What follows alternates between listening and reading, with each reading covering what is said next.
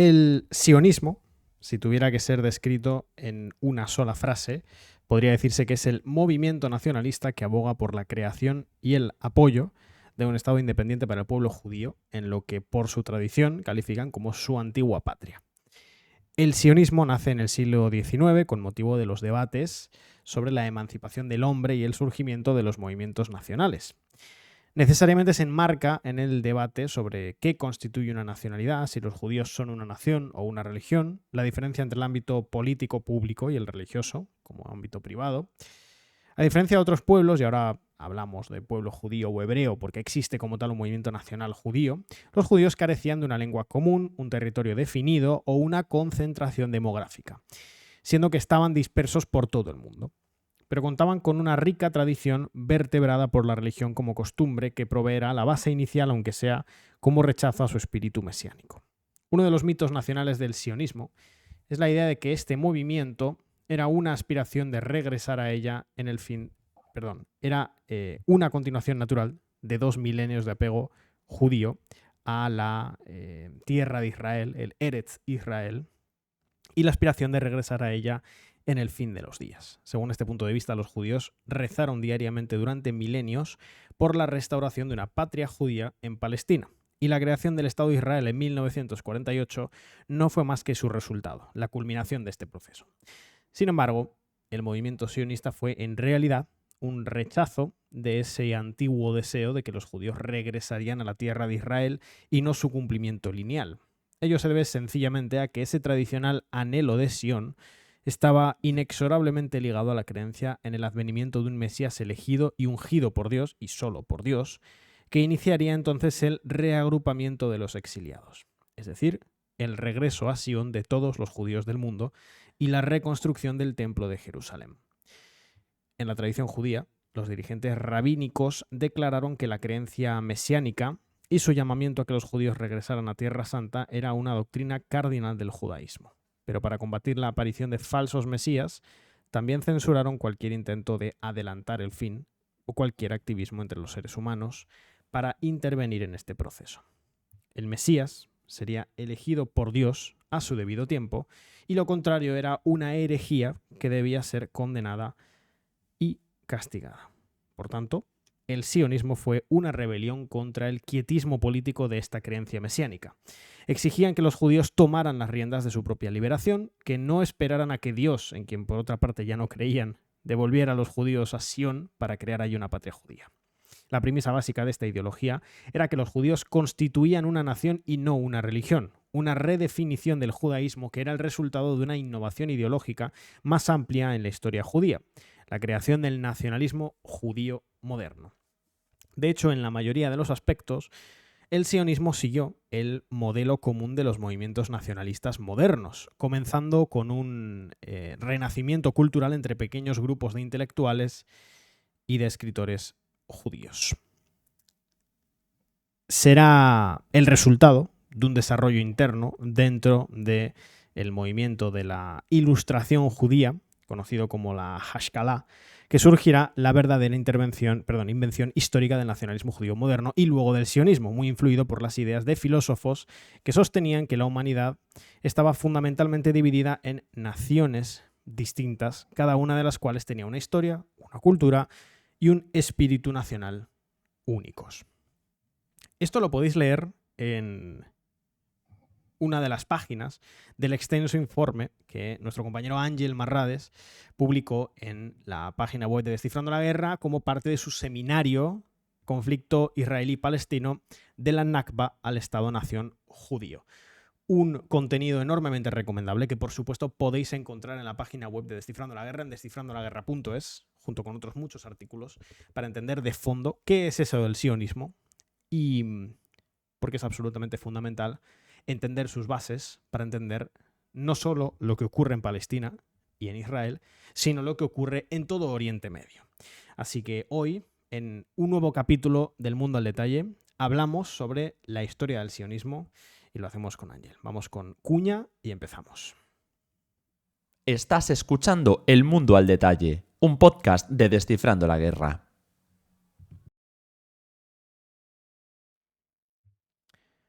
Bueno, como digo, vamos con este nuevo capítulo del Mundo al Detalle.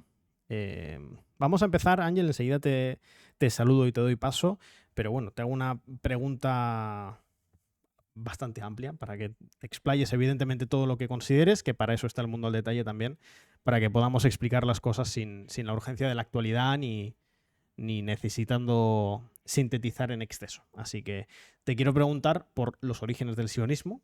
En este párrafo que he leído, en estos párrafos que he leído de tu informe para el seminario, se desliza un poco algo de lo que fueron los sustratos fundamentales de la propia fundación y de los orígenes del sionismo, pero evidentemente pues te doy paso para que abramos con eso y nos cuentes más a fondo. Así que, Ángel, bienvenido y todo tuyo. Muy buenas, encantado.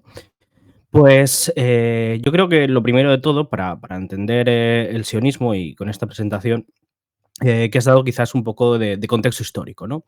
El sionismo no aparece, como os he hablado ahí, con la formación de los estados-nación, el Estado moderno, digamos, y lo que es la aparición del nacionalismo como ideología central, ¿no? Y claro, eso, digamos, es necesario comprenderlo pues, con la desaparición del viejo Estado, ¿no? El viejo régimen, formado por clases sociales pues, totalmente cerradas, ¿no? Y en las cuales, pues precisamente en la Europa cristiana, ¿no? de la época, pues los judíos estaban encasillados, ¿no? Dentro como clase social aparte, ¿no? Prácticamente del resto de la sociedad, ¿no? Viviendo en guetos y por lo tanto, digamos, encerrados en una serie de profesiones muy, muy concretas, ¿no? Eso, pues bueno, por un lado les apartaba del resto de la sociedad, pero por otro lado, pues hizo que debido a que a diferencia del resto de cristianos, sí que podían, digamos, participar de trabajos relacionados con el dinero, ¿no? Más con el comercio y la usura, lo que se conocía como la usura, básicamente el préstamo, fueran, pues bueno, comunidades más ligadas al uso del dinero y, por lo tanto, más afluyentes en cierto sentido. Ya sabemos, digamos, pues que muchos judíos formaban parte, digamos, del sector bancario, ¿no? En la época feudal, en la Europa cristiana. Entonces, cuando básicamente se produce la revolución del tercer estado, ¿no? Básicamente, con lo que es principalmente la revolución francesa, ¿no? Lo que viene a ocurrir es que hay una emancipación del judío, ¿no? Como parte, digamos, de ese nuevo ciudadano en el cual todos son franceses, o todos son alemanes, o todos son italianos. Hay una igualación social, ¿no? Que evidentemente no se da igual en todos los países, pero digamos, Francia es el mejor ejemplo de ello, en el cual, pues, en ese nuevo ciudadano libre, que es igual al resto de sus hermanos, ¿no? En este sentido, el judío deja de estar separado de la sociedad, deja de estar en el gueto y, pues, gracias a que ya tiene una posición social que le viene del anterior periodo,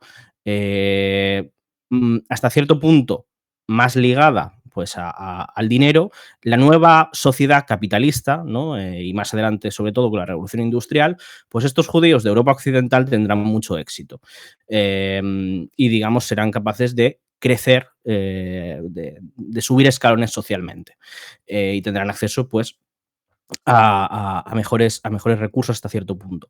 Esto en la Europa occidental y esto, digamos, se da mediante un proceso largo en el cual, pues, hay una transformación de esas sociedades y la formación de estados que empiezan a concebirse, ¿no? Como unidades, digamos, con una serie de características, ¿no? Es decir, esa idea de que son sociedades en las cuales, pues, la nación, ¿no? Es el elemento central y están definidas, digamos, por una serie de características, de un espíritu nacional, etcétera. Esto, pues, se va desarrollando durante todo el siglo XIX y va generando una serie de debates cada vez más importantes con todas las luchas que hay, las luchas nacionales, con las independencias, en las cuales, pues, especialmente en lo que es Alemania y Francia, ¿no? Y además con el surgimiento de las nuevas ciencias, como por ejemplo las ciencias sociales, especialmente con Darwin, ¿no? Y las teorías digamos, políticas que se asocian al darwinismo, el darwinismo social, en el cual pues, se ven a los estados-nación como organismos vivos y, por lo tanto, en competición entre ellos, y la cuestión, digamos, hasta cierto es la idea de la supervivencia del más fuerte, se va definiendo, digamos, cuáles son las fronteras de esa nación.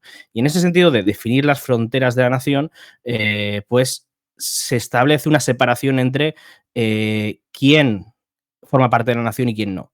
Y entonces, pues especialmente en lo que es Alemania, ¿no? y Francia, se empieza a plantear la idea de que los judíos no forman parte del cuerpo de la nación, ¿no? Esto, bueno, viene propiciado por una serie también de... Sí. ¿Ah, sí? Estamos aquí ajustando el Sí. encuadre. Perfecto, sí, adelante. Vale, pero ahora se me ha cortado un momento la imagen. Sí, si quieres seguir, se te escucha, ¿eh? Mientras tanto. Vale. A ver. Sí, pero quiero ponerlo entonces. Un segundo. Vale, ahora. Perfecto.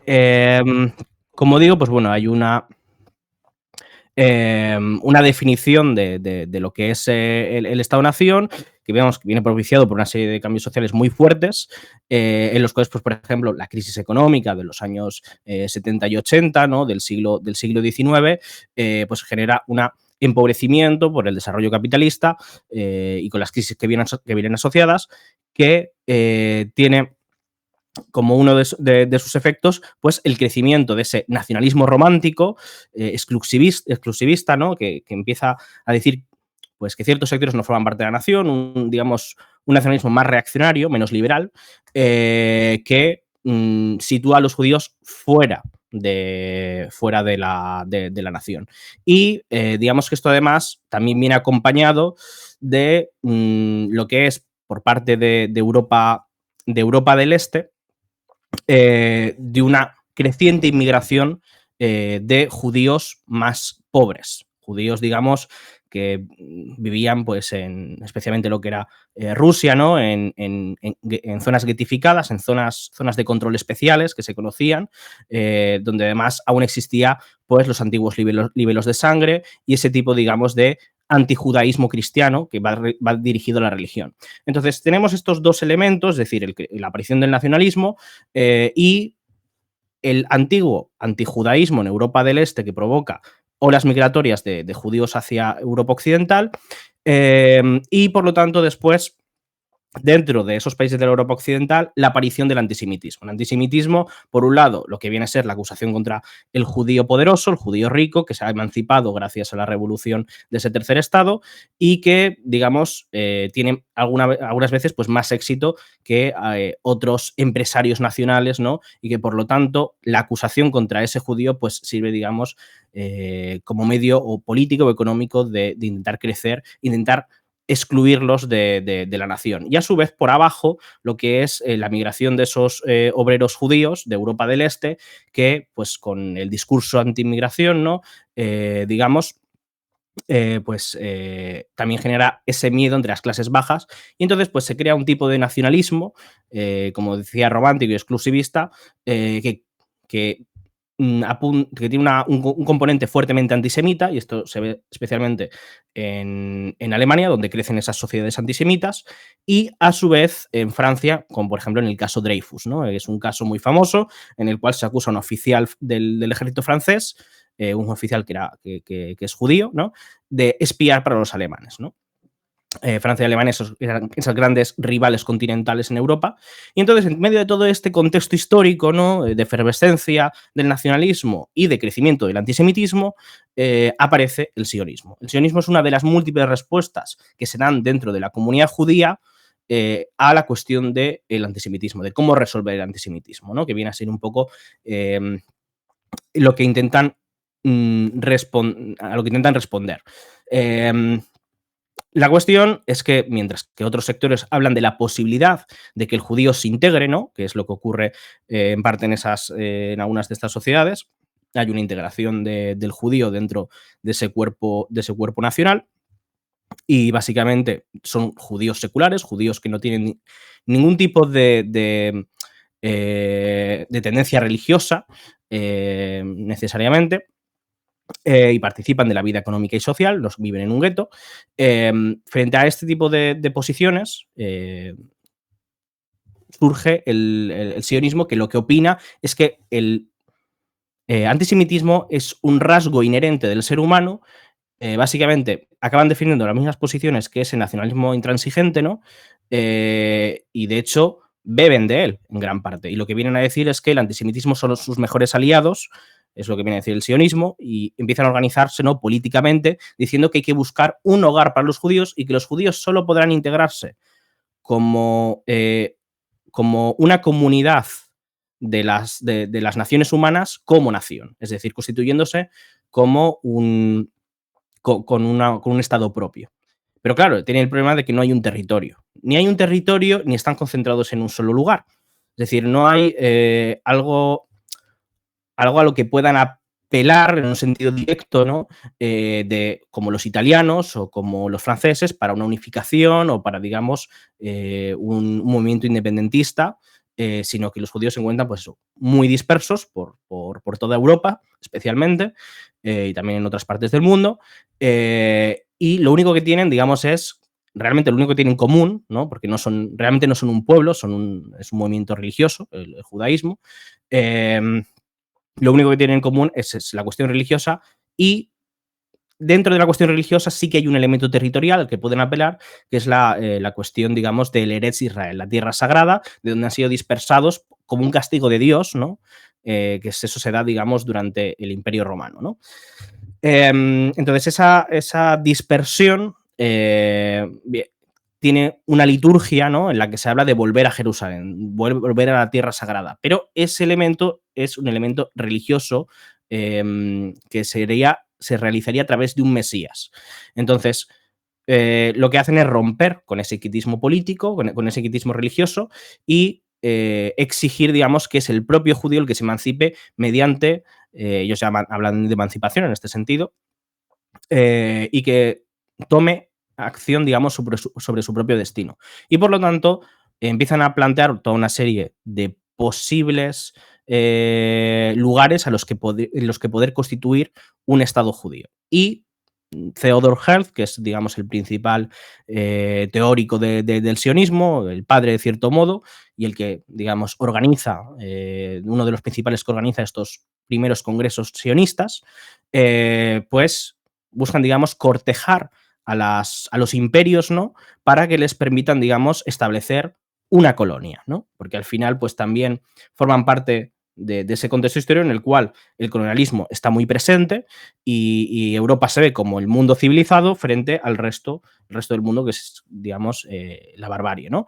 Entonces, bajo ese mismo pensamiento, ellos, digamos, racionalizan que ellos podrán formar parte de la comunidad de naciones como una nación más y podrán, digamos, liberarse del estigma del antisemitismo a través del colonialismo, es decir, llevando la luz de la civilización europea, que ese es el discurso de la época, a otra región del mundo. Entonces plantean la Patagonia Argentina, plantean Uganda, plantean distintos lugares, hasta que finalmente, digamos, Palestina se plantea como la solución, de cierto modo, pragmática, porque es, digamos, la de mayor consenso. Mayor consenso, digamos, por los sectores de tendencia religiosa, porque es algo que está, digamos, dentro del consenso general digamos, de las comunidades judías. Es algo que sí que está, hay elementos religiosos de los que pueden tirar y que pueden dar forma a ese sentido nacional. Entonces, pues bueno, todo esto crea las condiciones para finalmente empezar una serie de comunidades muy dispersas en Palestina, que al principio, pues, dependen mucho de la financiación de judíos ricos, ¿no?, que están dispuestos a poner dinero, y básicamente comprar de derechos y del propio trabajo de los palestinos árabes. Son colonias que no son autosuficientes, ¿vale? Son colonias, pues como digo, que necesitan tanto del trabajo árabe como del dinero de los judíos ricos, que están dispuestos a darlo, digamos, de manera desinteresada, por así decirlo. Entonces, aquí ya podemos entrar en el segundo periodo. Sí, sí, te estoy, No, te estoy. Bueno, pues teníamos como segunda parte, casi, bueno, en realidad es una cuestión cronológica, ¿no? Llegar a la parte del mandato británico. Hay, de hecho, quien siempre que uno se remonta a la fundación del Estado de Israel, se remite, ¿no?, al periodo del mandato británico y al papel que los propios británicos tuvieron en la fundación del propio Estado de Israel. Así que, bueno, cuéntanos un poco cómo es el desarrollo del sionismo como movimiento durante el periodo del mandato británico en Palestina. Claro, es decir, aquí lo fundamental, ¿no? Es la cuestión de que a partir de 1917, después de que los británicos conquisten Palestina, es que el Imperio Británico decide presentar la Declaración de Balfour. Eso supone un cambio para el movimiento sionista porque, si bien ya estaba empezando a asentarse en Palestina, esos asentamientos, digamos, aún no tenían una fuerza real para hacer posible el sionismo. El objetivo del sionismo de crear un Estado para ellos, sino que necesitaban aún el apoyo de un Estado imperial, ¿no? Como era la Gran Bretaña de entonces, que diera, digamos, ese apoyo fundamental, ¿no? Y la declaración de Balfour supuso un giro, por lo tanto, porque hizo posible que Palestina fuera un lugar práctico y viable. Es decir, terminó, por así decir, el debate sobre dónde deberían sentarse los objetivos del sionismo. Es decir, si había una cierta consolidación hasta entonces de que Palestina era el lugar, no se estaban seguros hasta ese momento. Y por lo tanto, digamos, terminó de cerrar el debate dentro del sionismo y permitió además que empezara a llegar una inmigración con mucha más afluencia. Además, digamos que en este periodo hay un cambio, que es el hecho de que hasta entonces era el sionismo de carácter, digamos, liberal, como se suele llamar, o el sionismo político, el que llevaba la batuta, es decir, quien estaba dirigiendo a través de los congresos sionistas y quien tenía mayor representación. Y era un sionismo pues, que se ligaba más a la tradición del colonialismo europeo y de esa visión en general que tenían desde Occidente, ¿no? En cambio, lo que empieza a ocurrir durante la época del mandato es que empieza a crecer, ¿no?, la Yishuv, que es la comunidad judía del territorio. Había una comunidad anterior y una comunidad sionista que empieza a crecer junto con la misma y en conjunto eso hace a la Yishuv. Y esta Yishuv, la mayor parte de los inmigrantes judíos, ¿no?, de los colonos judíos que llegan de Europa del Este, porque en buena parte lo que se trata es de responder no tanto a la situación de los judíos de Europa Occidental, que en general están mucho mejor socialmente, aunque exista el antisemitismo, sino sobre todo la situación de los judíos de Europa Oriental, que están mucho más perseguidos, ¿no? El antisemitismo es mucho más rampante y de hecho no es solo antisemitismo, sino que también se mezcla con, como decía, el antijudaísmo. Son sociedades más atrasadas en el desarrollo, digamos, capitalista, y son sociedades en las cuales pues aún, digamos, gobernaba el zar hasta al menos 1917, ¿no? En el caso de la Gran Rusia. Y esto, pues al final, también a lo que respondía era a esa inmigración judía que venía de Europa del Este hacia Europa Occidental y que estaba generando pues una gran preocupación dentro de las capitales europeas. Y entonces colocar a los judíos de Europa del Este allí era una manera, digamos, de los grandes imperios europeos de resolver esa situación. Entonces eso produce una transformación porque ¿qué pasa? Los judíos de Europa del Este no son judíos de clase media, no son judíos liberales, sino que son judíos en general que forman parte del movimiento obrero y son judíos, por lo tanto, socialistas, digamos, se ligan, ya están, digamos, vinculados a alguna de las corrientes, ya sea socialdemócratas, como los mencheviques, ya sea, digamos, con otras corrientes llamadas marxistas o, digamos, otras corrientes de socialistas, del movimiento obrero, como pueden ser incluso los bundistas, ¿no? La cuestión es que, bueno, pues los que se acaban mudando, ¿no? Son o aquellos que los necesitan por, digamos, que se ven movidas por la situación, ¿no? Y por, por necesidad económica, digamos, y se mudan a Palestina como intentar encontrar una alternativa. La mayoría al final emigraban más a Estados Unidos que a Palestina. Y otros lo hacen por motivos ideológicos, lo hacen, digamos, por seguir la posición sionista. Y eso, digamos, pues va constituyendo una comunidad de judíos cada vez más grande que básicamente tiene como ideales supuestamente la construcción de una sociedad socialista en la cual sea el obrero el que se emancipe. Es decir, lo que pasa es que estos líderes del sionismo laborista venden, digamos, una idea de que se trata de emancipar al obrero y de que, pero realmente de lo que están hablando es de la construcción de un Estado nacional judío. Y de hecho, lo que acaban, digamos, promocionando es la idea de la cooperación entre los capitalistas judíos y los proletarios judíos. Digamos, esa cooperación interclasista contra los palestinos, contra la población local indígena, y el sionismo, por lo tanto, utiliza este movimiento obrero y utiliza, digamos, la imagen del socialismo para venderle a estos judíos de clase baja su emancipación, cuando en realidad pues lo que están buscando es construir un Estado exclusivista, ¿no? Bajo la supremacía judía, en la cual pues gobiernen sobre la población indígena local de árabes, ¿no? De árabes palestinos. Entonces, lo que acaban promocionando pues, es una colonización que solo es posible frente al periodo anterior, porque esta vez son gente que sí que está comprometida con desarrollar una economía local autónoma que no depende del trabajo árabe-palestino, ¿no? Es decir, esta gente no son judíos de clase media que no están dispuestos a trabajar la tierra, sino que son judíos obreros que están dispuestos pues, a pasar muchas penurias. Entonces, los kibbutz, ¿no? O las distintas colonias agrícolas que se desarrollan en Palestina, desalojando a los campesinos árabes, estas nuevas colonias básicamente se construyen con mano de obra judía, no con mano de obra árabe.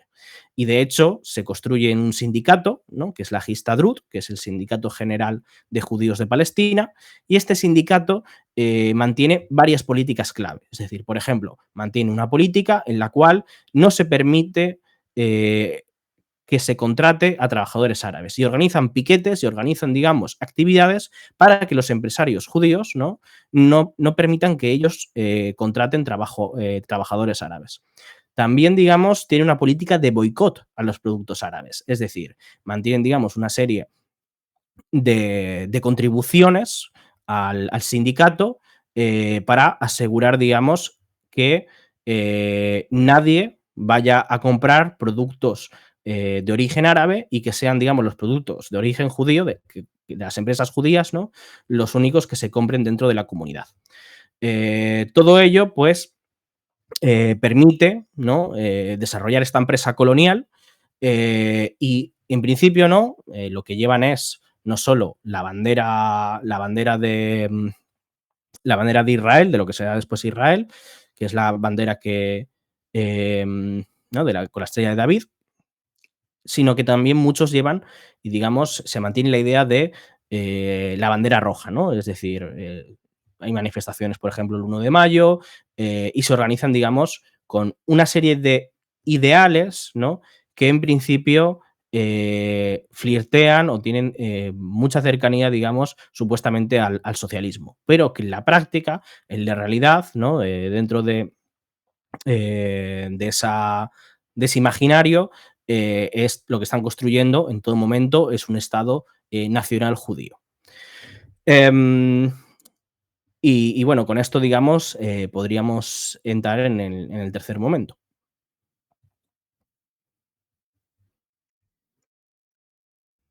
Tenemos que entrar a hablar directamente sobre la fundación en sí del Estado de Israel, ¿no? Como proceso posterior al periodo del mandato británico. Así que cuéntanos ya, entrando en la fundación en sí del Estado de Israel.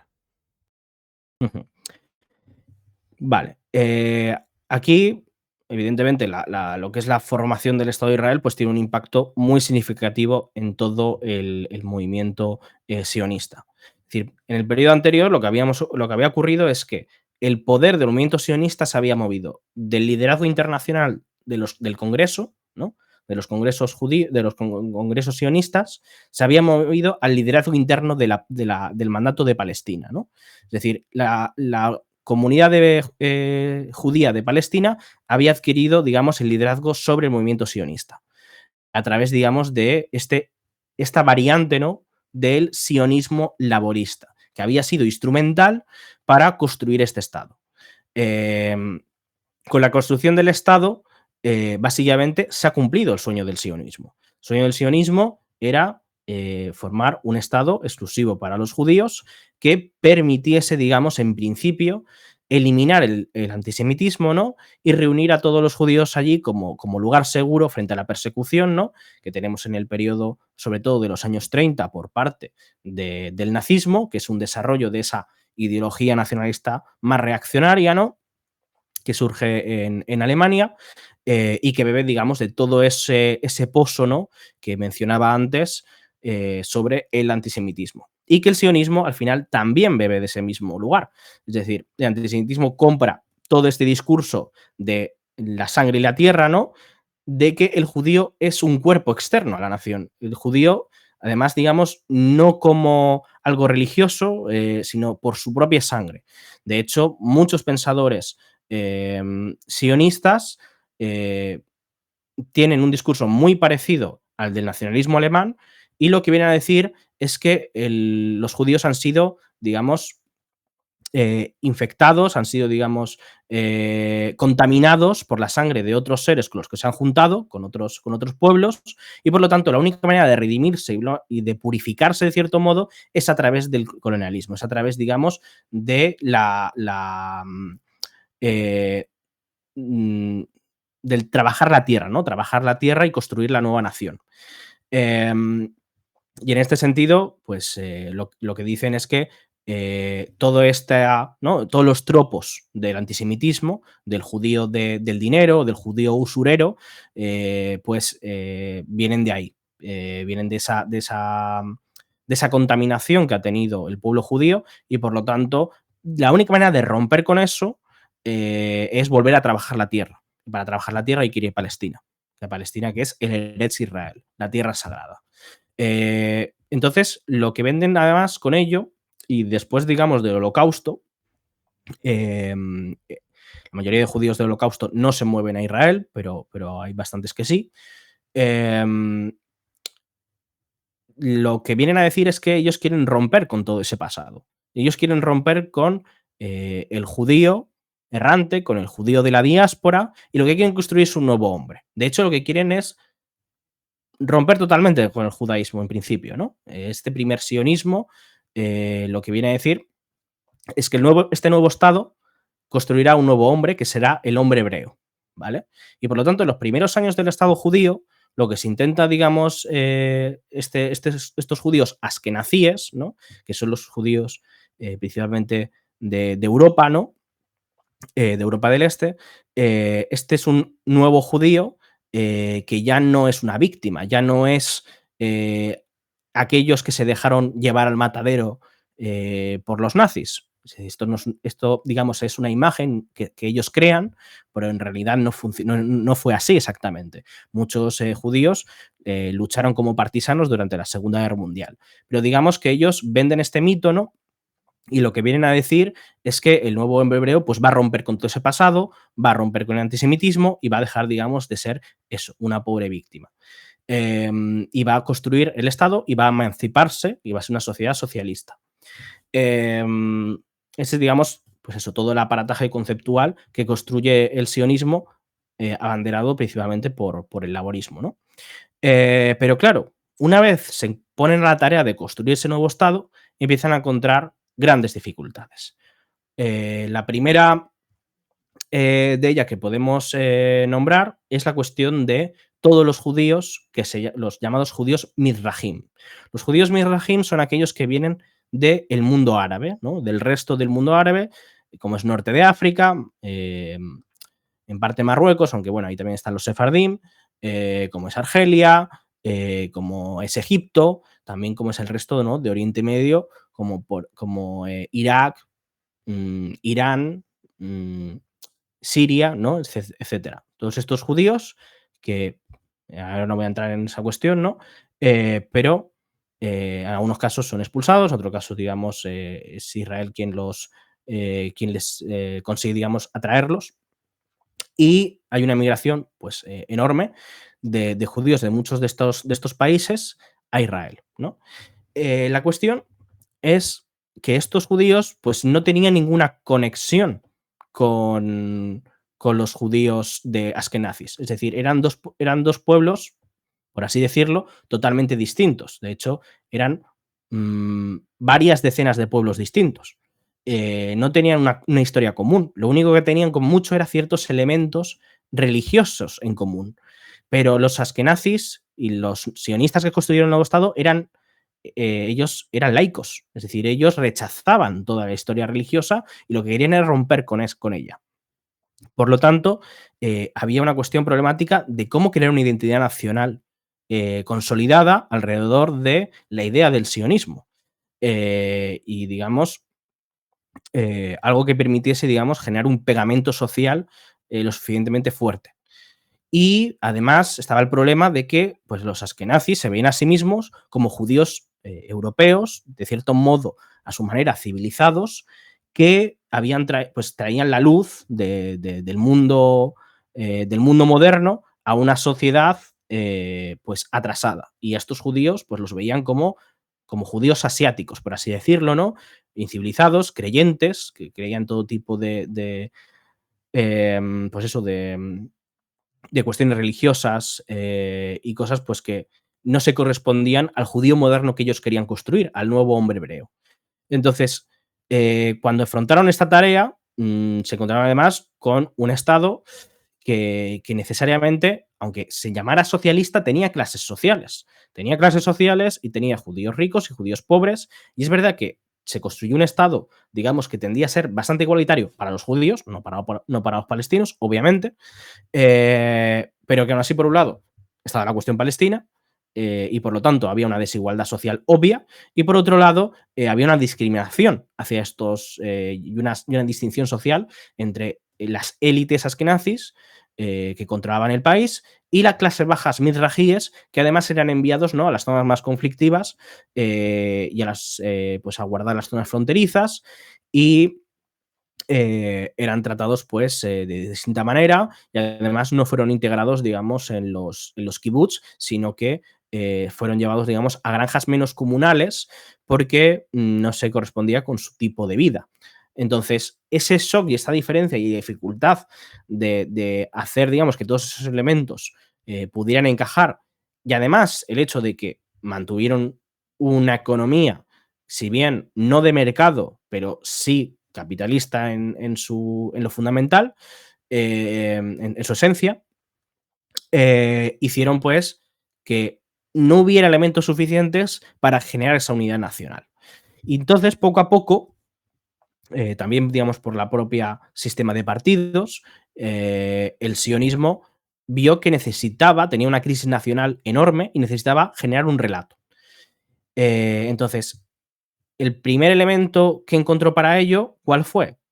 Pues la cuestión del Holocausto. La cuestión del Holocausto era realmente el único mito nacional que podía utilizar, ¿no? Llamo mito nacional en el sentido de que de construcción de una idea común, cuando no era una idea común. Para los mizrajíes el Holocausto no formaba parte de su experiencia, a pesar de que evidentemente el Holocausto fuera muy real y murieran 6 millones de judíos. No formaba parte de su historia. Ellos no lo habían sufrido, ellos no habían formado parte de esa experiencia, y entonces, para intentar inculcarles la historia del Holocausto, lo que hicieron, pues, por ejemplo, fue el juicio de Eichmann. El juicio de Eichmann fue un elemento muy importante de los años 60 para intentar educar a los mizrajíes en esa idea del Holocausto. Pero claro, eso, en cierto modo, iba en contra del ideal del sionismo de dejar de ser una víctima, de, digamos, abandonar completamente la idea del judío perseguido. Y entonces, poco a poco, digamos, fueron introduciéndose una serie de elementos sobre todo a partir del año 67 y la alianza con Estados Unidos, que fueron situando la cuestión del Holocausto como cuestión central del Estado judío. Es decir, el Estado judío ya no se había construido por motivos nacionales, que era la realidad, por intereses propios que databan del siglo XIX, de construir una nación para el pueblo judío, sino que estaban totalmente, digamos, todo funcionaba alrededor de la cuestión del Holocausto. Es decir, y además, pues empezó a tener mucha influencia y mucho peso la comunidad judía estadounidense.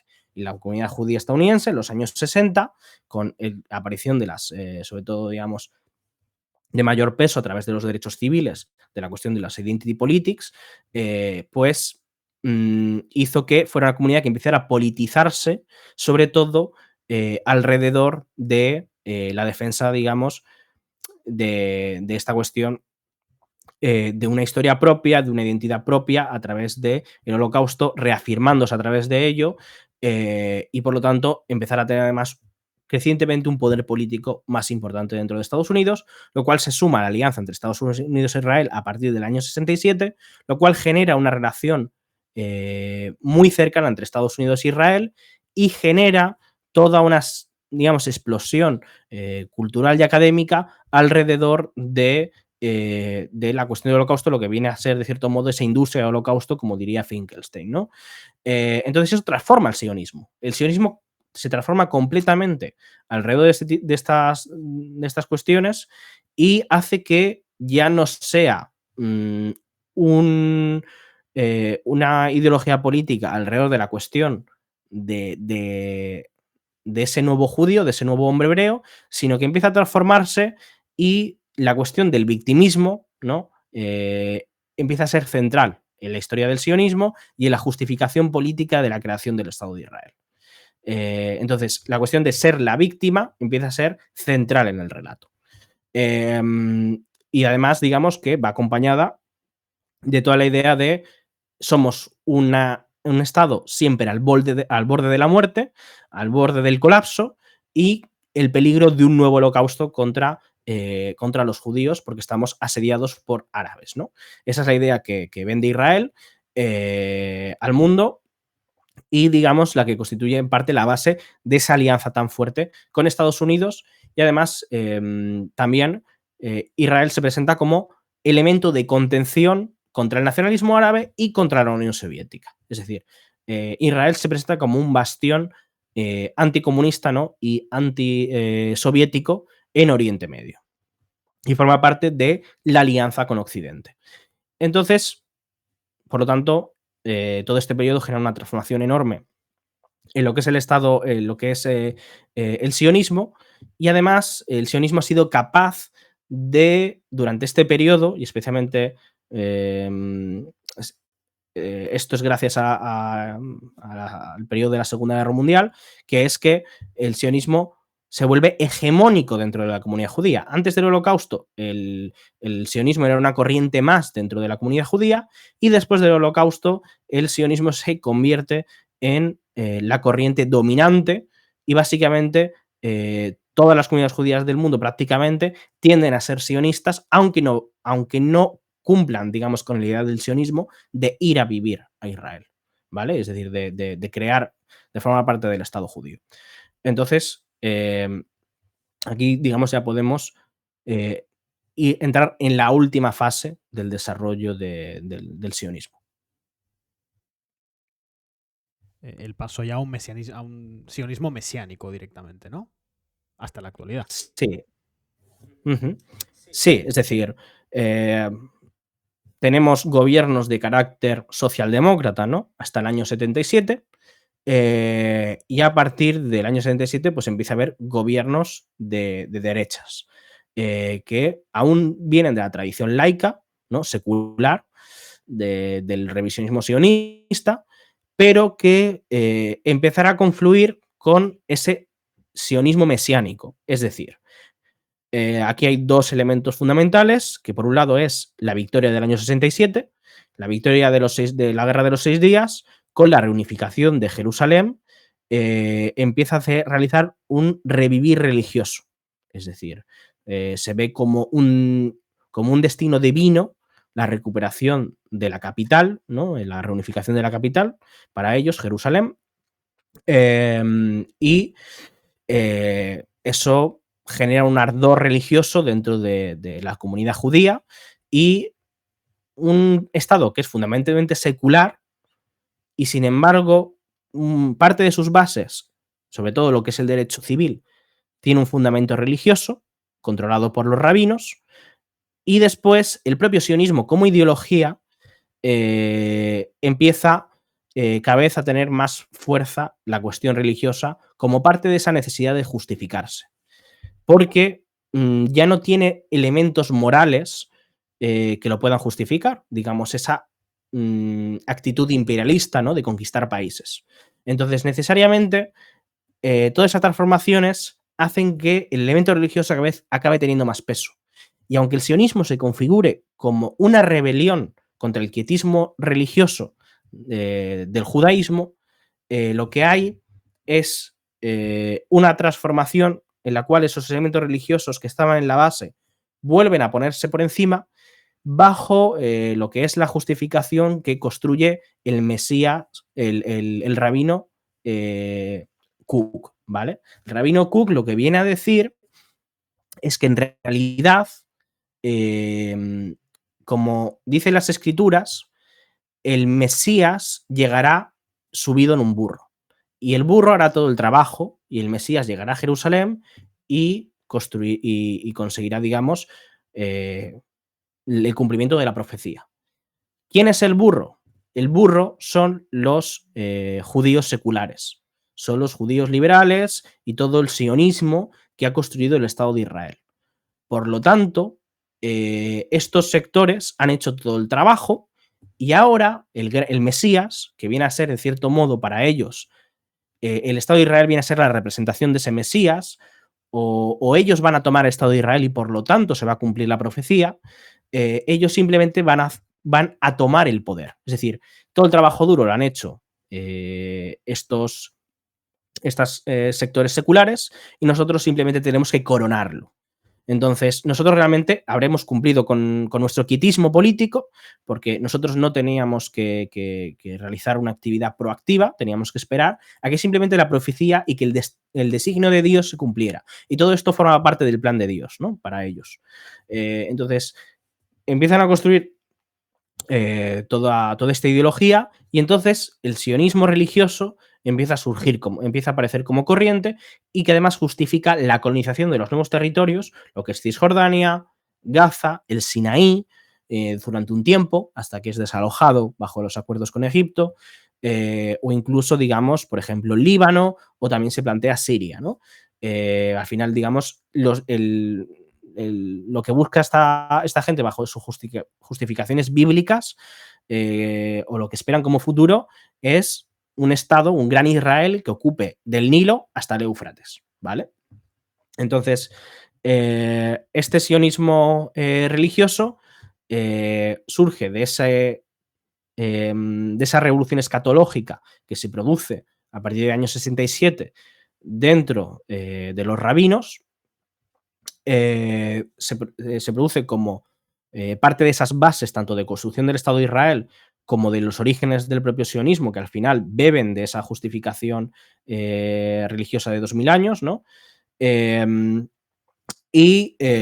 Por último, pues todos los desarrollos políticos que se producen durante los últimos años que, digamos, van alimentándola a través de esa colonización, diciendo pues que forma parte, digamos, Judea y Samaria de los territorios que bíblicamente le pertenecen al pueblo judío.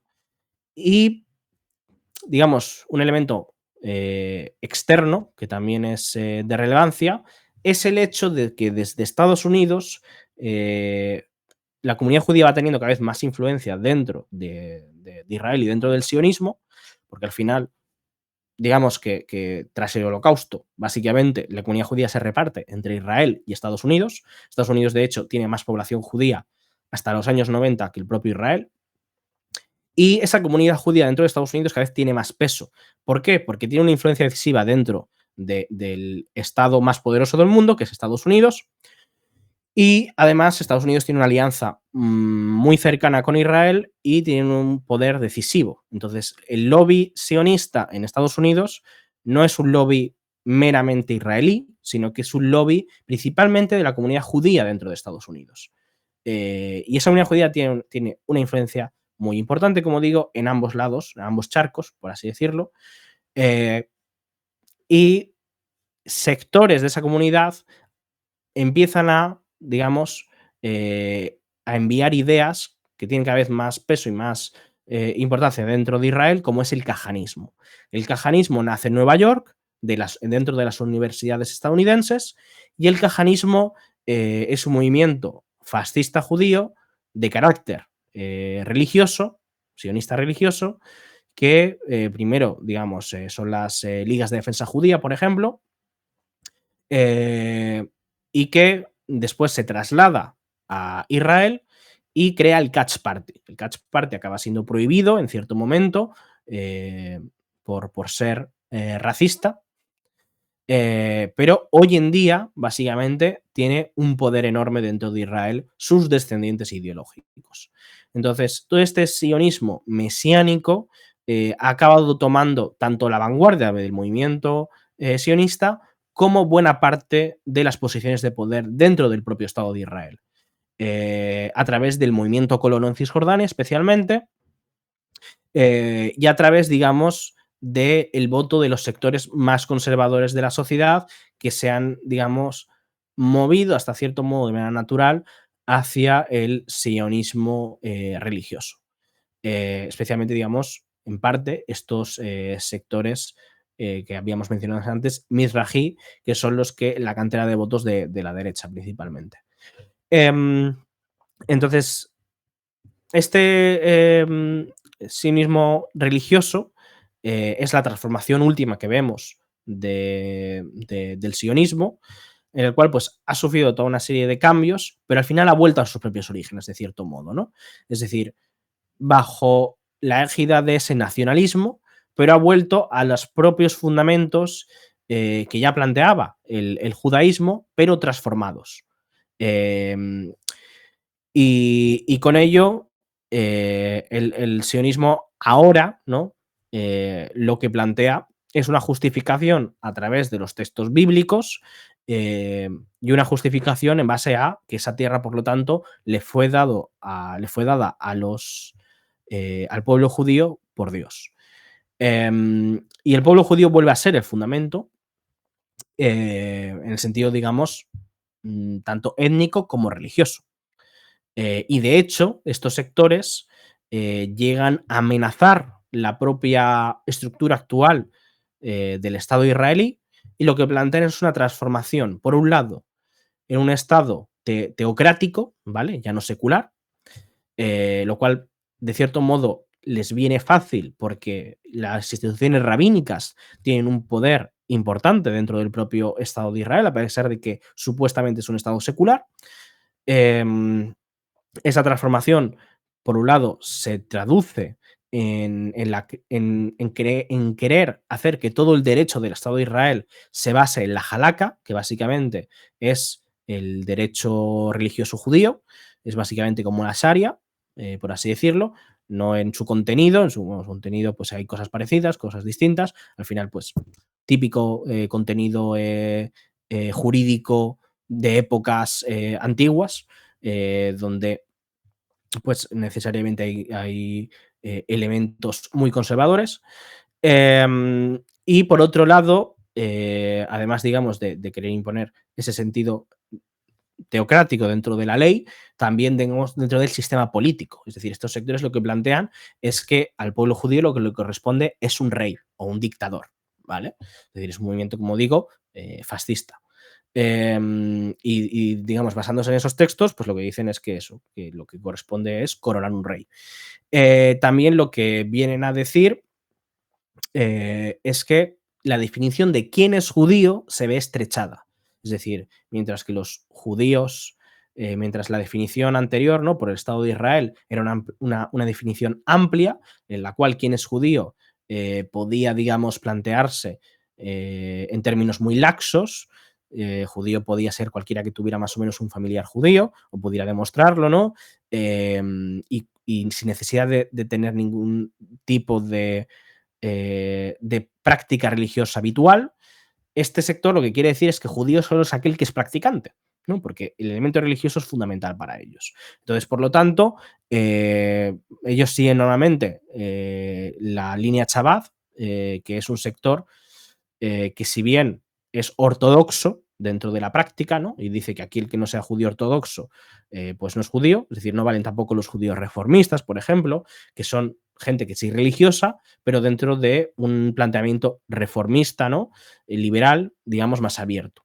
Que sí que acepta, pues, por ejemplo, matrimonios homosexuales, o sí que plantea que puedes hacer, no necesitas tener una vida estrictamente religiosa, etc.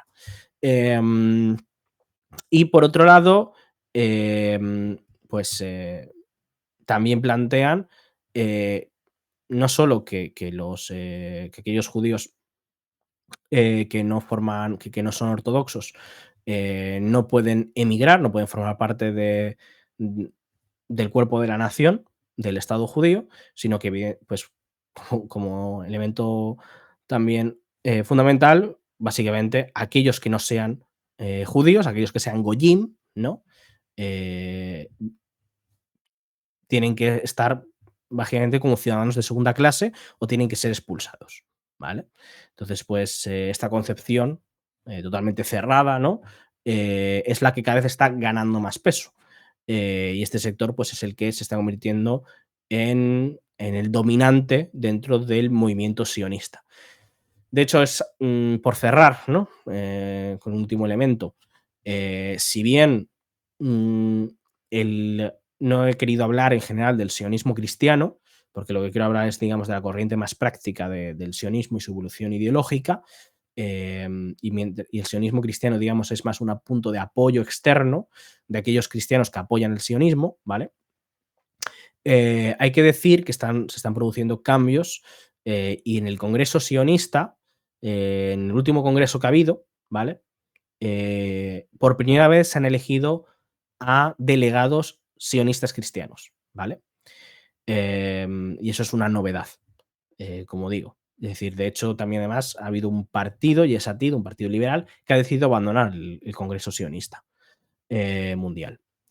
Bueno, y eso lo que apunta pues es a una alianza quizá más cercana entre el sionismo cristiano y el sionismo religioso, a pesar de que, en cierto modo, sean incompatibles, porque el sionismo cristiano lo que propugna es que sí, todos los judíos se vayan a la tierra sagrada, pero que después se conviertan al cristianismo, que es, digamos, bueno, es decir, que todos los judíos vayan a Eretz Israel es el requisito para la segunda venida de Dios y todos aquellos judíos que no se conviertan, pues perecerán. Esa es un poco la idea que ellos defienden. Pero digamos que coinciden en un tema, que es lo fundamental para ellos, que es que todos los judíos tienen que irse a la tierra de Israel.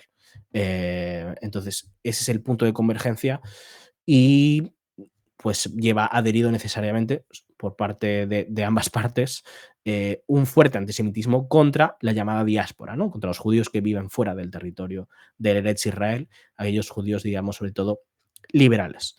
Así que bueno, eso es lo que estamos viendo en cuanto a transformación del sionismo y son dinámicas a las que apuntan y que está habiendo una aceleración muy importante. No sé si... Bueno, pues yo creo, Ángel, que con esto podemos cerrar, creo, el programa, un nuevo capítulo del Mundo al Detalle, para poder entender, pues eso, los orígenes y los fundamentos también del sionismo, ¿no? Hablamos mucho del conflicto palestino-israel, del genocidio en Gaza, bueno, de los varios conflictos en Oriente Medio y guerras en las que participa de manera activa el Estado de Israel y por lo tanto pues es importante entender también la parte doctrinal, ¿no?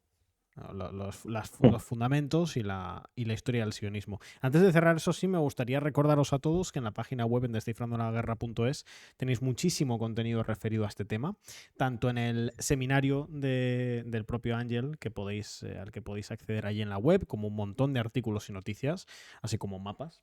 Eso en descifrandolaguerra.es lo podéis chusmear y disfrutar de ello. Yo de verdad que lo recomiendo muchísimo, sobre todo el seminario.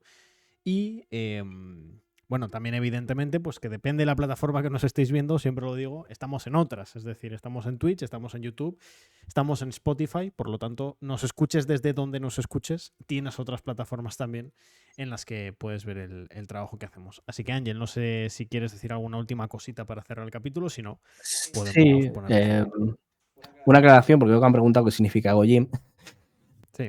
Gojim significa básicamente nación, de cierto modo, dentro de la tradición judía, y básicamente como los judíos son el pueblo sin nación, Gojim son todos aquellos que tienen nación, es decir, son el resto de pueblos del mundo. Por lo tanto, Gojim son los gentiles, de cierto modo. Pues ahí queda el comentario a modo de cierre, Ángel. Gracias por haber estado aquí en otro capítulo del Mundo al Detalle. Nada, encantado. Y al resto, pues gracias por haber visto este nuevo capítulo del Mundo al Detalle. Ya van unos cuantos, así que nos vemos en el próximo y no os olvidéis de seguirnos y de vernos en las redes sociales y en las distintas plataformas en las cuales estamos. Gracias.